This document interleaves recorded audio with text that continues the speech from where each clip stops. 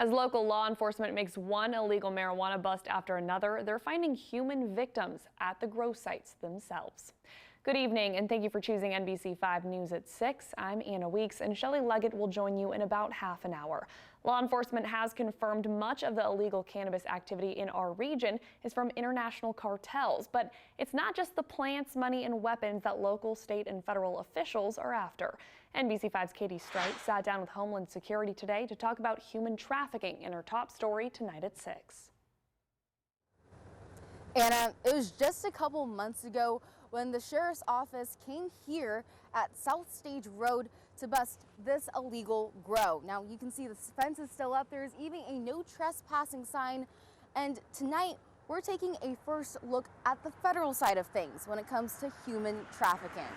It's a plant that makes a lot of profit, but it also has a dark side. As the number of these operations has grown, the number of workers has grown as well, which increases the propensity for this to take place. We're talking marijuana, cannabis, and no, not the legal kind. Law enforcement agencies, both local, state, and federal, are finding illegal grow operations with human trafficking. When the state and locals go in there and cut the crops and the day is done, that the workers, the migrant workers that have nowhere else to go, are not being left out in the middle of the forest to fend for themselves. The Department of Homeland Security says many of these trafficking victims aren't documented. DHS says they are often brought here from Mexico, China, or Eastern Europe. Many of these victims are afraid of talking to law enforcement for fear of retaliation. We want to make sure that we're arriving on scene not only in a law enforcement capacity, but in a victim response capacity as well. That's why whether it's the Jackson or Josephine County Sheriff's Office or the Department of Homeland Security, every agency now brings victim advocates. While Jackson County's Community Works focuses more on sex trafficking than labor trafficking historically, they have someone 24/7 to help police and victims. They get to tell us what's happening for them in real time and in real life so we can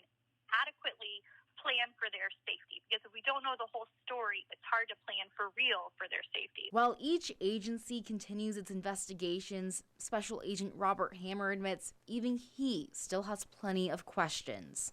We're really trying to get a better understanding of the recruitment and the transportation up to Southern Oregon in order to paint a better picture of how these people are falling, what I believe, victim to these drug trafficking organizations.